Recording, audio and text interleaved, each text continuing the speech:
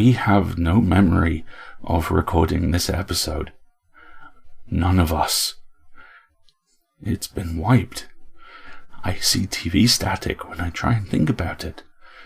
Be warned.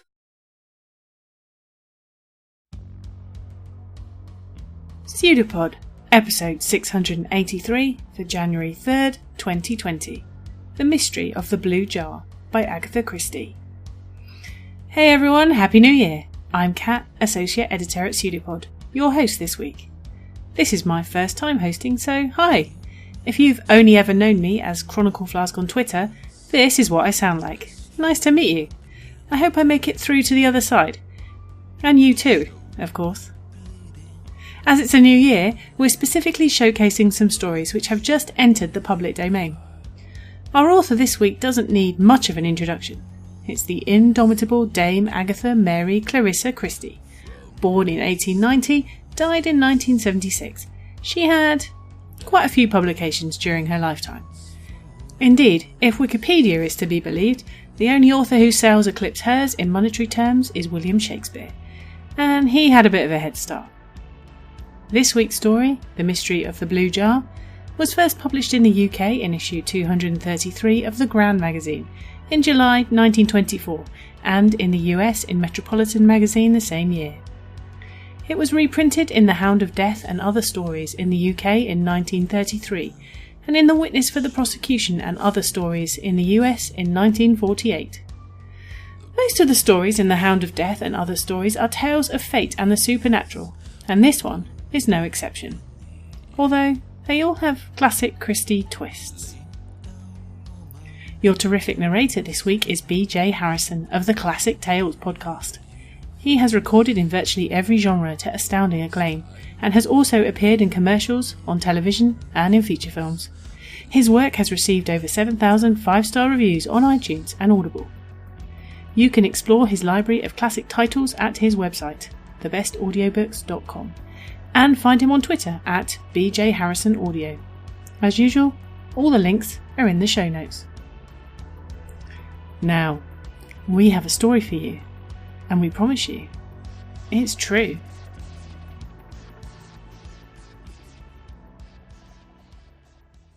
The Mystery of the Blue Jar by Agatha Christie. Narrated by B.J. Harrison. Jack Hardington surveyed his topped drive ruefully. Standing by the ball, he looked back to the tee, measuring the distance. His face was eloquent of the disgusted contempt which he felt. With a sigh, he drew out his iron, executed 2 vicious swings with it, annihilating in turn a dandelion and a tuft of grass, and then addressed himself firmly to the ball. It is hard when you are 24 years of age, and your one ambition in life is to reduce your handicap at golf, to be forced to give time and attention to the problem of earning your living. 5.5 days out of 7 saw Jack imprisoned in a kind of mahogany tomb in the city. Saturday afternoon and Sunday were religiously devoted to the real business of life, and in an excess of zeal, he had taken rooms at the small hotel near Sturton Heath Links, and rose daily at the hour of 6 a.m. to get in an hour's practice before catching the 6:46 to town. The only disadvantage to the plan was that he seemed constitutionally unable to hit anything at that hour in the morning. A foozled iron succeeded a muffed drive. His mashie shots ran merrily along the ground, and 4 putts seemed to be the minimum on any green. Jack sighed, grasped his iron firmly, and repeated to himself the magic words, "Left arm right through, and don't look up." He swung back, and then stopped, petrified, as a shrill cry rent the silence of the summer's morning. "Murder!" it called. "Help! Murder!" It was a woman's voice, and it died away at the end into a sort of gurgling sigh. Jack flung down his club and ran in the direction of the sound. It had come from somewhere quite near at hand. This particular part of the course was quite wild country, and there were few houses about. In fact, there was only one near at hand, a small, picturesque cottage, which Jack had often noticed for its air of old-world daintiness. It was towards this cottage that he ran. It was hidden from him by a heather-covered slope, but he rounded this, and in less than a minute was standing with his hand on the small, latched gate. There was a girl standing in the garden, and for a moment Jack jumped to the natural conclusion that it was she who had uttered the cry for help. But he quickly changed his mind. She had a little basket in her hand, half full of weeds, and had evidently just straightened herself up from weeding a wide border of pansies. Her eyes, Jack noticed, were just like pansies themselves, velvety and soft and dark, and more violet than blue. She was like a pansy altogether, in her straight purple linen gown. The girl was looking at Jack with an expression midway between annoyance and surprise. "I beg your pardon," said the young man, "but did you cry out just now?" "I? No, indeed." Her surprise was so genuine that Jack felt confused. Her voice was very soft and pretty, with a slight foreign inflection. "But you must have heard it," he exclaimed. "It came from somewhere just near here." She stared at him. "I heard nothing at all." Jack in his turn stared at her. It was perfectly incredible that she should not have heard that agonized appeal for help. And yet her calmness was so evident that he could not believe she was lying to him. "It came from somewhere close at hand," he insisted. She was looking at him suspiciously now. "What did it say?" she asked. "Murder! Help! Murder!" "Murder? Help! Murder?" repeated the girl. "Somebody has played a trick on you, monsieur. Who could be murdered here?" Jack looked about him, with a confused idea of discovering a dead body upon a garden path. Yet he was still perfectly sure that the cry he had heard was real, and not a product of his imagination. He looked up at the cottage windows. Everything seemed perfectly still and peaceful. "Do you want to search our house?" asked the girl dryly. She was so clearly skeptical that Jack's confusion grew deeper than ever. He turned away. "I'm sorry," he said. "It must have come from higher up in the woods." He raised his cap and retreated. Glancing back over his shoulder, he saw that the girl had calmly resumed her weeding. For some time he hunted through the woods, but could find no sign of anything unusual having occurred. Yet he was as positive as ever that he had really heard the cry. In the end, he gave up the search and hurried home to bolt his breakfast and catch the 8:46 by the usual narrow margin of a second or so. His conscience pricked him a little as he sat in the train. Ought he not to have immediately reported what he had heard to the police? That he had not done so was solely owing to the pansy girl's incredulity. She had clearly suspected him of romancing. Possibly the police might do the same. Was he absolutely certain that he had heard the cry? By now he was not nearly so positive as he had been, the natural result of trying to recapture a lost sensation. Was it some bird's cry in the distance that he had twisted into the semblance of a woman's voice? But he rejected the suggestion angrily. It was a woman's voice, and he had heard it. He remembered looking at his watch just before the cry had come. As nearly as possible, it must have been 25 minutes past 7 when he had heard the call. That might be a fact useful to the police, if anything should be discovered. Going home that evening, he scanned the evening papers anxiously to see if there were any mention of a crime having been committed. But there was nothing, and he hardly knew whether to be relieved or disappointed.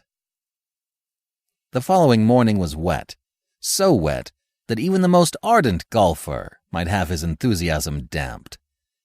Jack rose at the last possible moment, gulped his breakfast, ran for the train, and again eagerly scanned the papers. Still no mention of any gruesome discovery having been made. The evening papers told the same tale. Queer, Jack said to himself. But there it is. Probably some blinking little boys having a game together up in the woods. He was out early the following morning. As he passed the cottage, he noted out of the tail of his eye that the girl was out in the garden again, weeding. Evidently a habit of hers. He did a particularly good approach shot and hoped that she had noticed it. As he teed up on the next tee, he glanced at his watch. Just 7:20 he murmured. I wonder... The words were frozen on his lips. From behind him came the same cry which had so startled him before, a woman's voice in dire distress.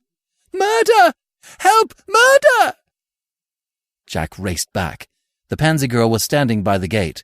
She looked startled, and Jack ran up to her triumphantly, crying out, You heard it this time, anyway! Her eyes were wide with some emotion he could not fathom, but he noticed that she shrank back from him as he approached, and even glanced back at the house, as though she meditated running to it for shelter. She shook her head, staring at him. I heard nothing at all, she said wonderingly. It was as though she had struck him a blow between the eyes.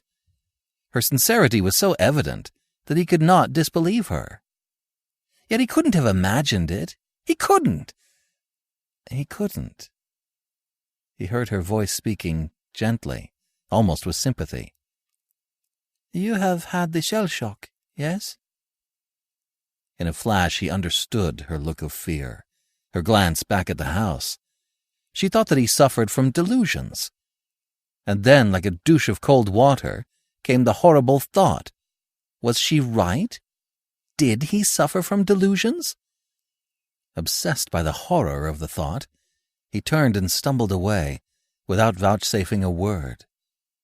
The girl watched him go, sighed, shook her head, and bent down to her weeding again.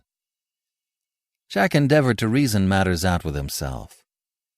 If I hear the damn thing again at 7:25, he said to himself, it's clear that I've got hold of a hallucination of some sort, but I won't hear it. He was nervous all that day, and went to bed early, determined to put the matter to the proof the following morning. As was perhaps natural in such a case, he remained awake half the night, and finally overslept himself. It was 7:20 by the time he was clear of the hotel and running towards the links. He realized that he would not be able to get to the fatal spot by 7:25. But surely, if the voice was a hallucination pure and simple, he would hear it anywhere. He ran on, his eyes fixed on the hands of his watch. 7:25. From far off came the echo of a woman's voice, calling. The words could not be distinguished, but he was convinced that it was the same cry he had heard before, and that it came from the same spot, somewhere in the neighborhood of the cottage. Strangely enough, that fact reassured him. It might, after all, be a hoax. Unlikely as it seemed, the girl herself might be playing a trick on him. He set his shoulders resolutely and took out a club from his golf bag. He would play a few holes up to the cottage. The girl was in the garden, as usual. She looked up this morning, and when he raised his cap to her, said good morning rather shyly. She looked, he thought, lovelier than ever. Nice day, isn't it? Jack called out cheerily, cursing the unavoidable banality of the observation. Yes, indeed. It is lovely. Good for the garden, I expect. The girl smiled a little, disclosing a fascinating dimple. Alas, no. For my flowers the rain is needed. See, they are all dried up. Jack accepted the invitation of her gesture, and came up to the low hedge dividing the garden from the course, looking over it into the garden. They seem all right, he remarked awkwardly, conscious as he spoke of the girl's slightly pitying glance running over him. The sun is good, is it not? She said. For the flowers one can always water them, but the sun gives strength and repairs the health. Monsieur is much better today, I can see." Her encouraging tone annoyed Jack intensely. "Curse it all," he said to himself. "I believe she's trying to cure me by suggestion." "I'm perfectly well," he said irritably. "That is good, then," returned the girl quickly and soothingly. Jack had the irritating feeling that she didn't believe him. He played a few more holes and hurried back to breakfast. As he ate it, he was conscious, not for the first time, of the close scrutiny of a man who sat at the table next to him. He was a man of middle age, with a powerful, forceful face. He had a small dark beard and very piercing gray eyes, and an ease and assurance of manner which placed him among the higher ranks of the professional classes. His name, Jack knew, was Lavington, and he had heard vague rumors as to his being a well-known medical specialist. But as Jack was not a frequenter of Harley Street, the name had conveyed little or nothing to him. But this morning he was very conscious of the quiet observation under which he was being kept, and it frightened him a little. Was his secret written plainly in his face for all to see? Did this man, by reason of his professional calling, know that there was something amiss in the hidden gray matter? Jack shivered at the thought. Was it true? Was he really going mad? Was the whole thing a hallucination, or was it a gigantic hoax? And suddenly, a very simple way of testing the solution occurred to him. He had hitherto been alone on his round. Supposing someone else was with him. Then one out of three things might happen. The voice might be silent, they might both hear it, or he only might hear it. That evening he proceeded to carry his plan into effect. Lavington was the man he wanted with him. They fell into conversation easily enough. The older man might have been waiting for such an opening. It was clear that for some reason or other, Jack interested him. The latter was able to come quite easily and naturally to the suggestion that they might play a few holes together before breakfast. The arrangement was made for the following morning. They started out a little before 7. It was a perfect day, still and cloudless, but not too warm. The doctor was playing well, Jack wretchedly. His whole mind was intent on the forthcoming crisis. He kept glancing surreptitiously at his watch. They reached the 7th tee, between which and the hole the cottage was situated, about 20 past 7. The girl, as usual, was in the garden as they passed. She did not look up. 2 balls lay on the green. Jack's near the hole, the doctor's some distance away. "I've got this for it," said Lavington. "I must go for it, I suppose." He bent down, judging the line he should take. Jack stood rigid, his eyes glued to his watch. It was exactly 25 minutes past 7. The ball ran swiftly along the grass, stopped on the edge of the hole, hesitated, and dropped in. "Good putt," said Jack. His voice sounded hoarse and unlike himself. He shoved his wristwatch farther up his arm with a sigh of overwhelming relief. Nothing had happened. The spell was broken. "If you don't mind waiting a minute," he said, "I think I'll have a pipe." They paused a while on the 8th tee. Jack filled and lit the pipe with fingers that trembled a little in spite of himself. An enormous weight seemed to have lifted from his mind. "Lord, what a good day it is," he remarked, staring at the prospect ahead of him with great contentment. "Go on, Lavington, your swipe." And then it came. Just at the very instant the doctor was hitting, a woman's voice, high and agonized. "Murder! Help! Murder!" The pipe fell from Jack's nerveless hand as he spun round in the direction of the sound, and then, remembering, gazed breathlessly at his companion. Lavington was looking down the course, shading his eyes. "A bit short. Just cleared the bunker, though, I think." He had heard nothing.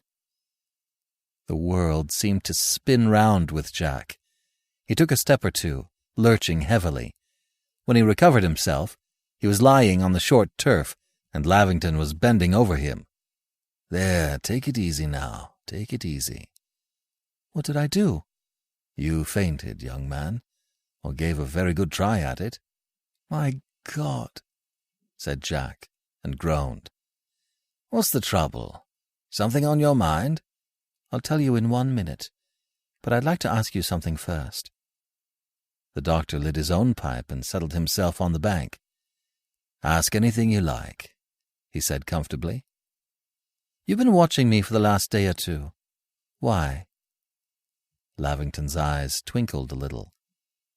"That's rather an awkward question. A cat can look at a king, you know." "Don't put me off. I'm in earnest. Why was it? I've a vital reason for asking." Lavington's face grew serious. "I'll answer you quite honestly. I recognized in you all the signs of a man laboring under a sense of acute strain, and it intrigued me what that strain could be." "I can tell you that easily enough," said Jack bitterly. "I'm going mad." He stopped dramatically, but his statement not seeming to arouse the interest and consternation he expected, he repeated it. "I tell you, I'm going mad." "Very curious," murmured Lavington. "Very curious indeed." Jack felt indignant. "I suppose that's all it does seem to you. Doctors are so damned callous." Come, my young friend. You're talking at random. To begin with, although I have taken my degree, I do not practice medicine. Strictly speaking, I am not a doctor. Not a doctor of the body, that is." Jack looked at him keenly. "Of the mind?" "Yes, in a sense, but more truly I call myself a doctor of the soul." "Oh." "I perceive the disparagement in your tone, and yet we must use some word to denote the active principle which can be separated and exist independently of its fleshy home, the body. You've got to come to terms with the soul, you know, young man. It isn't just a religious term invented by clergymen, but we'll call it the mind or the subconscious self, or any term that suits you better. You took offense at my tone just now, but I can assure you that it really did strike me as very curious that such a well-balanced and perfectly normal young man as yourself should suffer from the delusion that he was going out of his mind." "I'm out of my mind, all right. Absolutely balmy."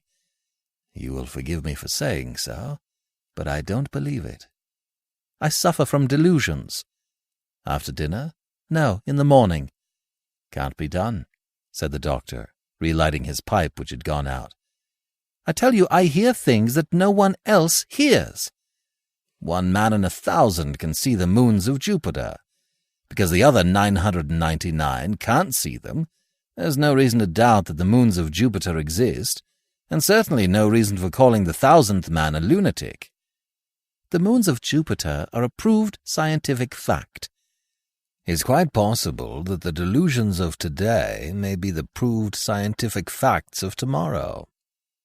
In spite of himself, Lavington's matter-of-fact manner was having its effect upon Jack. He felt immeasurably soothed and cheered. The doctor looked at him attentively for a minute or two, and then nodded. "That's better," he said. "The trouble with you young fellows is that you're so cocksure nothing can exist outside your own philosophy that you get the wind up when something occurs to jolt you out of that opinion. Let's hear your grounds for believing that you're going mad, and we'll decide whether or not to lock you up afterwards." As faithfully as he could, Jack narrated the whole series of occurrences. "But what I can't understand," he ended, "is why this morning it should come at 7:30, 5 minutes late." Lavington thought for a minute or two. Then, "What's the time now by your watch?" he asked. 7:45, replied Jack, consulting it. "And that's simple enough, then. Mine says 7:20. Your watch is 5 minutes fast. That's a very interesting and important point. to me. In fact, it's invaluable. In what way? Jack was beginning to get interested. Well, the obvious explanation is that on the first morning you did hear some such cry. May have been a joke, may not. On the following mornings, you suggested yourself to hear it at exactly the same time. I'm sure I didn't. Well, not consciously, of course. But the subconscious plays us some funny tricks, you know. But anyway, that explanation won't wash. If it was a case of suggestion, you would have heard the cry at 25 minutes past 7 by your watch, and you could never have heard it when the time, as you thought, was past. Well, then? Well, it's obvious, isn't it? This cry for help occupies a perfectly definite place and time in space. The place is the vicinity of that cottage, and the time is 25 minutes past 7. Yes, but why should I be the one to hear it? I don't believe in ghosts and all that spook stuff. Spirits rapping and all the rest of it. Why should I hear the damn thing? Ah, that we can't tell at present. It's a curious thing that many of the best mediums are made out of confirmed skeptics. It isn't the people who are interested in occult phenomena who get the manifestations. Some people see and hear things that other people don't. We don't know why, and 9 times out of 10 they don't want to see or hear them, and are convinced that they are suffering from delusions, just as you were. It's like electricity. Some substances are good conductors, others are non-conductors, and for a long time we didn't know why, and had to be content just to accept the fact. Nowadays we do know why. Some day, no doubt, we shall know why you hear this thing and I and the girl don't. Everything's governed by natural law, you know. There's no such thing really as the supernatural. Finding out the laws that govern so-called psychic phenomena is going to be a tough job, but every little bit helps. But what am I going to do? Asked Jack. Lavington chuckled. Practical, I see. Well, my young friend, you are going to have a good breakfast and get off to the city without worrying your head further about things you don't understand. I, on the other hand, am going to poke about and see what I can find out about that cottage back there. That's where the mystery centres, I dare swear. Jack rose to his feet. Right, sir. I'm on, but I say. Yes? Jack flushed awkwardly. I'm sure the girl's all right, he muttered. Lavington looked amused. You didn't tell me she was a pretty girl. Well, cheer up. I think the mystery started before her time. Jack arrived home that evening in a perfect fever of curiosity. He was by now pinning his faith blindly to Lavington. The doctor had accepted the matter so naturally, had been so matter-of-fact and unperturbed by it, that Jack was impressed. He found his new friend waiting for him in the hall when he came down for dinner, and the doctor suggested that they should dine together at the same table. "Any news, sir?" asked Jack anxiously. "I've collected the life history of Heather Cottage, all right. It was tenanted first by an old gardener and his wife. The old man died, and the old woman went to her daughter. Then a builder got hold of it and modernized it with great success, selling it to a city gentleman who used it for weekends. About a year ago, he sold it to some people called Turner, Mr. and Mrs. Turner. They seem to have been rather a curious couple from all I can make out. He was an Englishman. His wife was popularly supposed to be partly Russian, and was a very handsome, exotic-looking woman. They lived very quietly, seeing no one, and hardly ever going outside the cottage garden. The local rumor goes that they were afraid of something, but I don't think we ought to rely on that. And then suddenly one day they departed, cleared out one morning early, and never came back. The agents here got a letter from Mr. Turner, written from London, instructing him to sell up the place as quickly as possible. The furniture was sold off, and the house itself was sold to Mr. Morleveler. He only actually lived in it a fortnight. Then he advertised it to be let furnished, The people who have it now are a consumptive French professor and his daughter. They have been there just 10 days. Jack digested this in silence. "I don't see that gets us any farther," he said at last. "Do you?" "I rather want to know more about the Turners," said Lavington quietly. "They left very early in the morning, you remember. As far as I can make out, nobody actually saw them go. Mr. Turner has been seen since, but I can't find anybody who has seen Mrs. Turner." Jack paled. "It can't be. You don't mean—" "Don't excite yourself, young man. The influence of anyone at the point of death, and especially of violent death, upon their surroundings is very strong. Those surroundings might conceivably absorb that influence, transmitting it in turn to a suitably tuned receiver, in this case, yourself." "But why me?" murmured Jack rebelliously. "Why not someone who could do some good?" "You are regarding the force as intelligent and purposeful, instead of blind and mechanical. I do not believe myself in earthbound spirits, haunting a spot for one particular purpose. But the thing I have seen again and again, until I can hardly believe it to be pure coincidence, is a kind of blind groping towards justice, a subterranean moving of blind forces, always working obscurely towards that end." He shook himself, as though casting off some obsession that preoccupied him, and turned to Jack with a ready smile. "Let us banish the subject, for tonight at all events," he suggested.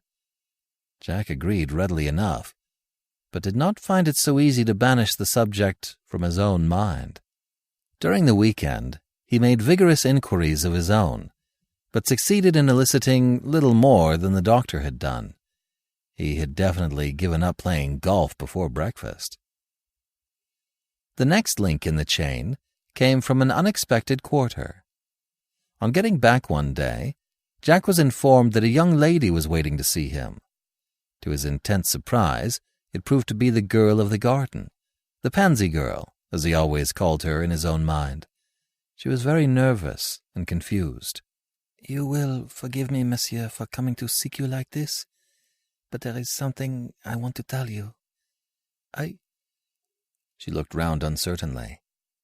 "Come in here," said Jack promptly, leading the way into the now deserted ladies' drawing room of the hotel, a dreary apartment, with a good deal of red plush about it. "Now sit down, Miss Marchand, monsieur. Felice Marchand. Sit down, Mademoiselle Marchand, and tell me all about it." Felice sat down obediently. She was dressed in dark green today, and the beauty and charm of the proud little face was more evident than ever. Jack's heart beat faster as he sat down beside her. "It is like this," explained Felice. "We have been here but a short time, and from the beginning we hear the house, our so sweet little house, is haunted. No servant will stay in it. That does not matter so much. I can do the ménage and cook easily enough." "Angel," thought the infatuated young man. "She's wonderful." But he maintained an outward semblance of business-like attention. "This talk of ghosts, I think it is all folly. That is, until 4 days ago. Monsieur, 4 nights running, I have had the same dream. A lady stands there. She is beautiful, tall and very fair. In her hands she holds a blue china jar. She is distressed, very distressed, and continually she holds out the jar to me, as though imploring me to do something with it, but, alas, she cannot speak, and I do not know what she asks. That was the dream for the first 2 nights, but the night before last there was more of it. She and the blue jar faded away, and suddenly I heard her voice crying out. I know it is her voice, you comprehend, and oh, monsieur, the words she says are those you spoke to me that morning. Murder! Help! Murder! I awoke in terror. I say to myself, it is a nightmare. The words you heard are an accident. But last night the dream came again. Monsieur, what is it? You too have heard. What shall we do? Felice's face was terrified. Her small hands clasped themselves together, and she gazed appealingly at Jack. The latter affected an unconcern he did not feel. "That's all right, Mademoiselle Marchot. You mustn't worry. I tell you what I'd like you to do if you don't mind. Repeat the whole story to a friend of mine who is staying here, a Dr. Lavington." Felice signified her willingness to adopt this course, and Jack went off in search of Lavington. He returned with him a few minutes later. Lavington gave the girl a keen scrutiny as he acknowledged Jack's hurried introductions. With a few reassuring words, he soon put the girl at her ease, and he in his turn listened attentively to her story. "Very curious," he said when she had finished. "You have told your father of this?" Felice shook her head. "I have not liked to worry him. He is very ill still." Her eyes filled with tears. "I keep from him anything that might excite or agitate him." "I understand," said Lavington kindly. "And I am glad you came to us, Mademoiselle Marchot. Hartington here, as you know, had an experience something similar to yours. I think I may say that we are well on the track now. There is nothing else that you can think of?" Felice gave a quick movement. "Of course, how stupid I am. It is the point of the whole story. Look, monsieur, at what I found at the back of one of the cupboards where it had slipped behind the shelf."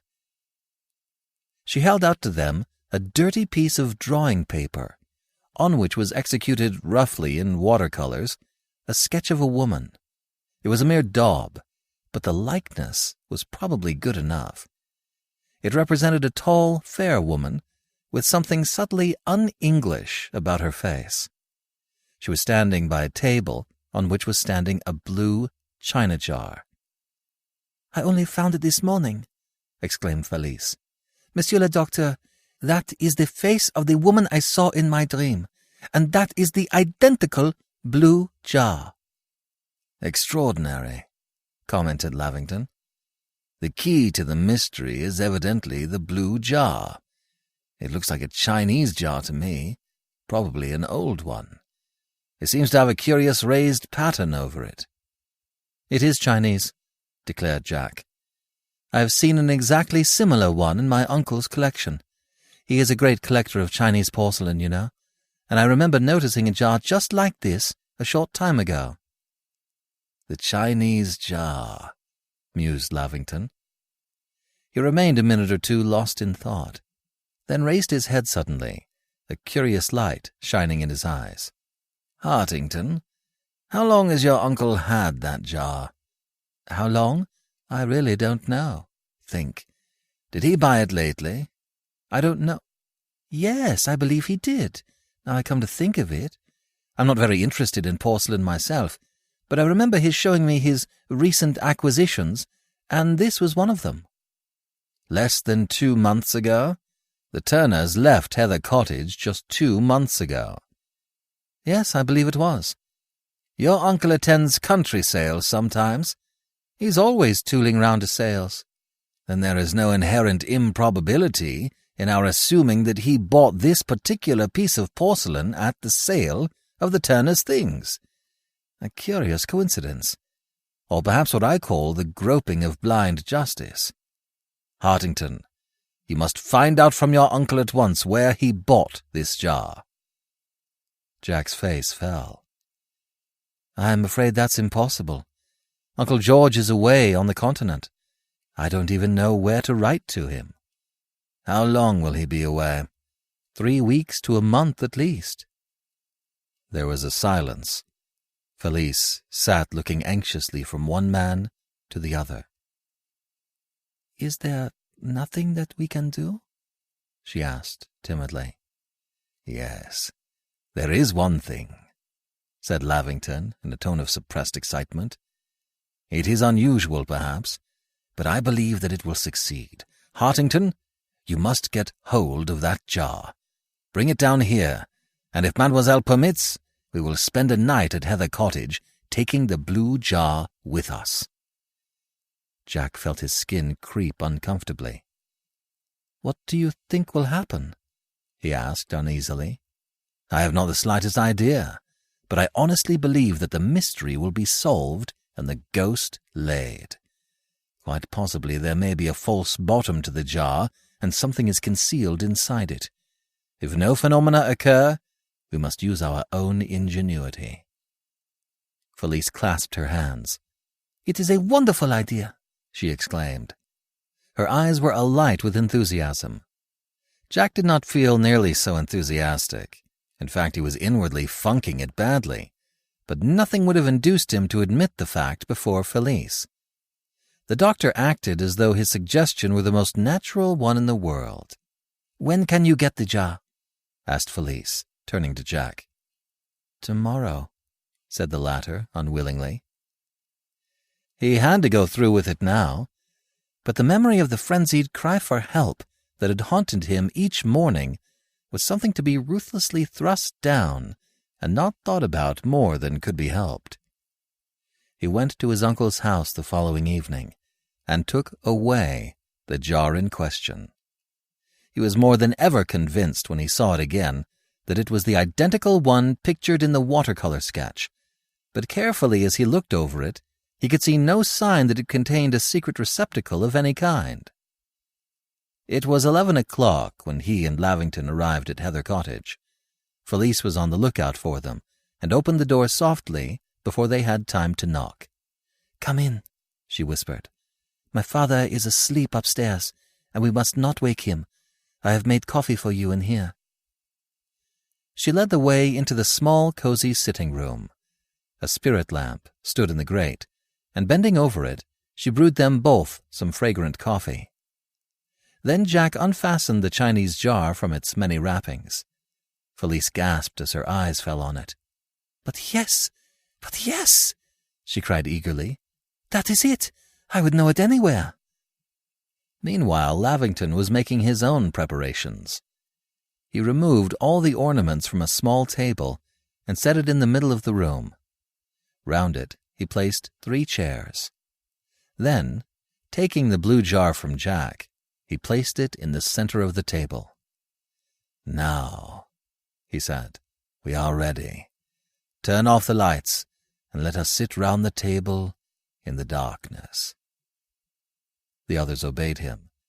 Lavington's voice spoke again out of the darkness.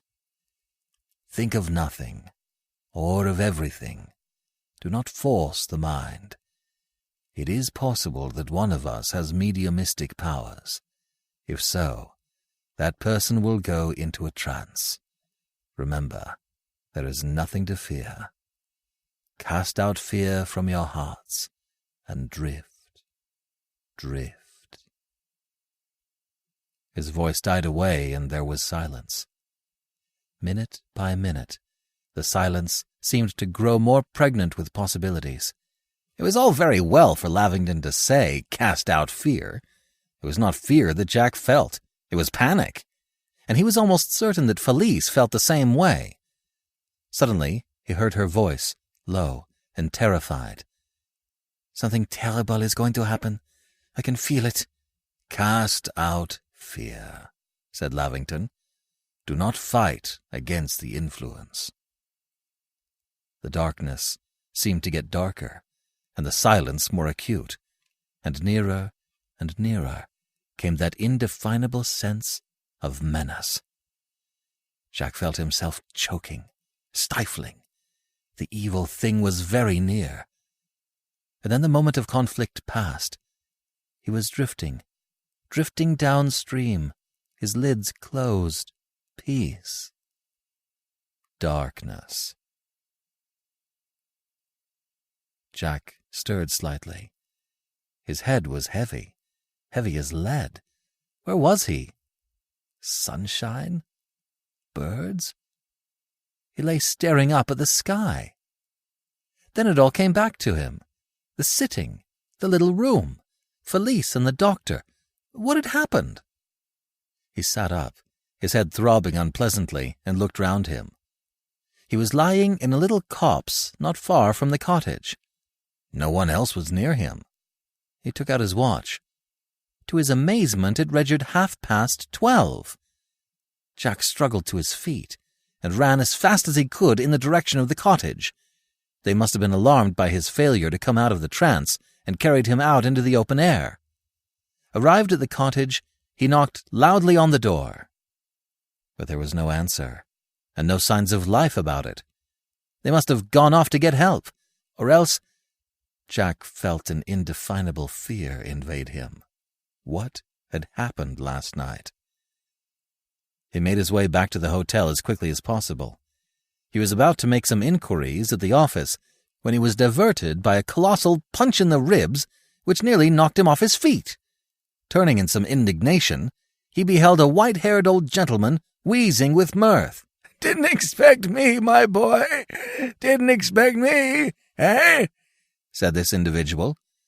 "Why, Uncle George, I thought you were miles away, in Italy somewhere." But I wasn't.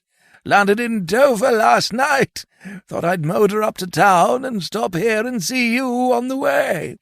And what did I find? Out all night, eh? Nice goings-on." "Uncle George," Jack checked him firmly, "I've got the most extraordinary story to tell you. I dare say you won't believe it." "I dare say I shan't," laughed the old man. "But do your best, my boy."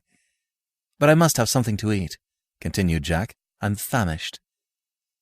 He led the way to the dining room, and over a substantial repast, he narrated the whole story. "And God knows what's become of them," he ended. His uncle seemed on the verge of apoplexy. "Jar?"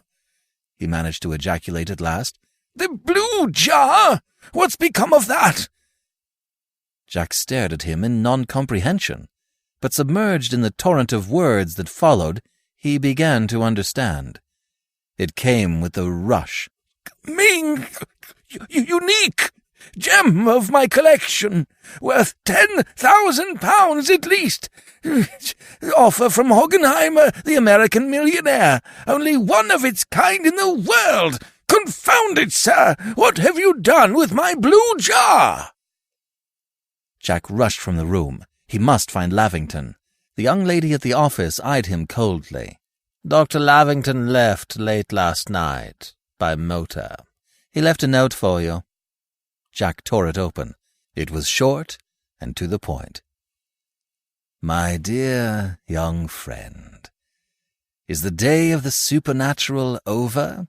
Not quite, especially when tricked out in new scientific language. Kindest regards from Felice, invalid father, and myself. We have 12 hours' start, which ought to be ample. Yours ever, Ambrose Lavington, Doctor of the Soul."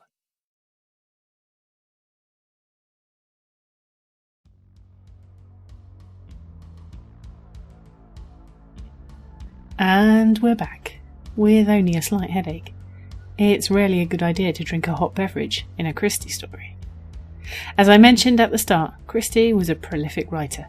She reputably holds the Guinness World Record for penning the world's thickest book, after HarperCollins published all of her Miss Marple stories in a 4,032-page tome that weighed nearly 7 kilograms. Although she'd undoubtedly prefer I say 15 pounds. She famously didn't like the metric system because, as she said, if you go wrong, you go 10 times wrong. Which, when you're dealing with poisons, might be a good point. And she did handle poisons, that is, and medicines. And the difference, as they say, is only in the dose. She was famously a chemist, more specifically a pharmacist. She volunteered as a nurse at her local hospital during the First World War and later worked in the new dispensary when it opened, qualifying as an apothecary's assistant. In those days before pharmaceutical factories, she spent her days actually making up doctors' prescriptions, literally weighing out doses by hand before adding binding agents, colour and flavour as preferred. As a chemist myself, I could go on all day, big fan, but we all have things to do, so there are 2 points here. Firstly, Christie's knowledge of poisons was exceptional. And secondly, she was a scientist to her bones. And this is why, although the supernatural does make an appearance in her stories, it always turns out to be explicable. Evil happens, but we can't blame it on demons or ghosts or the devil. There's always at least one human at the heart of the scheme. To mangle a catchphrase that her work was at least surely part of the inspiration for, and that would later become very famous. They'd have gotten away with it too, if it weren't for the meddling mustachioed Belgian gentleman. Or the sharp-eyed little old lady. And that was another thing, of course. At a time when many British authors were writing about the educated white gentleman hero, relegating women to barely named love interests, daughters, mothers and wives, Christie made a hero of a short, fussy foreigner and regularly put women front and centre in her stories, both as heroes and villains. As is the case here, in fact, where it turned out that the woman has been gaslighting the man all along. Christie was remarkably clever at placing the puzzle pieces of her plots, and an absolute master of misdirection. But the fact that she wrote diverse, flawed characters, thought about their lives and needs and desires and made them real, surely plays a big part in her enduring success. PseudoPod is funded by donations from listeners. In September last year, the SFWA raised the qualifying pro rate of pay to 8 cents a word. We've matched that, even knowing that we didn't have the extra income to match that, and we'd have to make a few adjustments. And that's one of the reasons we've had a few more public domain stories, like this one. Our team is working incredibly hard to do more with less, but we'd love to have more to do, well, more. We are close to having the extra amount we need, so if you can, please go to pseudopod.org and click on Feed the Pod. You get a load of extra goodies if you subscribe for $5 a month, including access to the EA Discord server, and there will be an extra Christie story, which is going to be added sometime this month to pair with this one. If you can't donate, and we do understand that money's tight, especially in January for goodness sake, then please at least leave reviews of our episodes or tweet about them, or hey, just tell your mum. Generally mention us somewhere where someone else might hear it. As always, thanks to our team, co-editors Sean Garrett and Alex Hofflich, assistant editor Karen Bovermeyer, our audio producers and associate editors Chelsea Davis and Marty Perrett, and all the other associate editors, Brian Lieberman, Carson Ashbecker, Shauna Borman, Tad Callan, Scott Campbell, Cecilia Dawkins, Jack Evans, Adrian Howard, Kate Castline, Austin Malone, Elizabeth Rogers, Kitty Sarkozy, M.M. Schill, Victoria Winnick, and Graham Dunlop. PseudoPod is part of Escape Artists Incorporated and is distributed under a Creative Commons Attribution Non-Commercial No Derivatives 4.0 International License. Download and listen to the episode on any device you like, but don't change it or sell it. Theme music is by permission of Anders Manga. We leave you with a closing quote from Christie herself, which I think sums up her work rather nicely.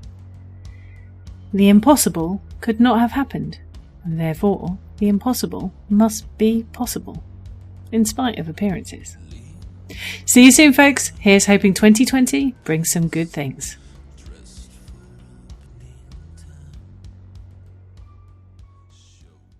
It's a pseudopod. It's a big foot. It's all about podcasts these days.